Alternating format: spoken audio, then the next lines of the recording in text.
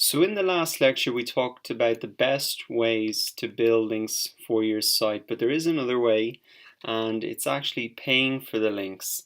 So I just wanted to call this out separately on a lecture and discuss it a little bit because it may be something that you've seen, heard about, and so let's explain a little bit more about this.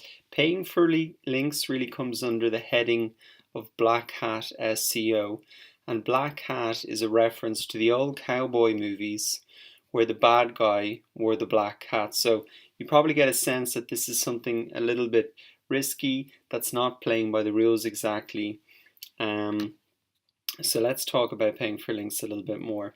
The first thing to note is that generally when you're paying for links, you can go onto a freelancing site, you're paying maybe $5 or $10, and really what those people are doing are creating links generally through things like blog comments, form signatures, pure directories, user profiles, and other types of directories.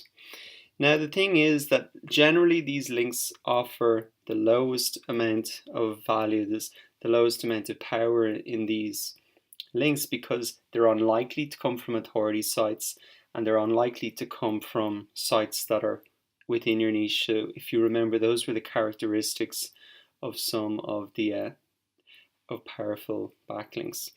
So the other very important thing to consider, and this is really where the risk comes in, is that recent updates to Google's algorithm means that a site can be penalized or suppressed if they have engaged in manipulative link building. So this is a relatively new addition to Google's algorithm, that they will actually negatively affect your chances of ranking in the search engines if they determine that you've trying to manipulate link building. So that's really the main risk about this method.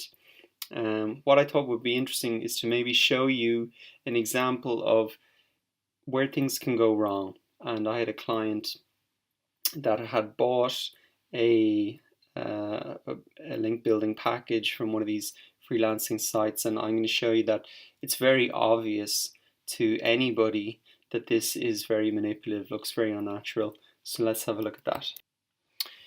Great, so this is the client that I was saying that had bought the backlinks package, and this is just a screenshot because I didn't want to kind of show who it was. But essentially this is I've used a backlinks checker tool. It's called Ahrefs Site Explorer. We're going to look at this, how to check backlinks profile, a bit more in more detail in a further lecture. But really important point here is that you can see that this looks very unnatural. They have almost no links, then a huge surge in a very short space of time, and then a lot of them have dropped off as well. So you can see that a lot of the do follow links, these are the blue ones, the new links, were then subsequently lost.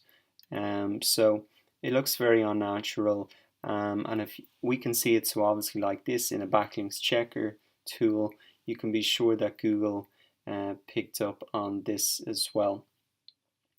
So another interesting point is when I pulled an SEO report for these guys, I saw that the top 5 keywords on their site were Viagra, Cialis, Levitra. These are all types of drugs, I think. So obviously what happened is when the person who bought, when the guy who owns the site, he handed over the login details to the backlinks guy. What the guy actually did was then put a load of links on this guy's site pointing to all these other sites about Viagra, etc. So the double whammy of confusing Google in terms of SEO on-page optimization about what your site is about, because they have all these new keywords in there, plus as well the bad reputation that looks all these spammy sites pointing to you now. So question is then, how do you get rid of these links that are pointing you from around the internet? In short, it's a difficult and slow process. You can use what's called the Google Disavow tool, which is in the Google Webmasters tool, where you basically say to Google, these are all the links, I want you to ignore them please because these are spammy, etc. But if you really want to be sure, the only way to remove them is to actually do manual outreach and email the people where the sites who have the links pointing back to you and ask them to remove them. So again, a very tedious process that can take a lot of time. So in short, what I'm saying is that it's messy to clean up. It's risky from a search engine perspective. I'm not saying that buying links can't work.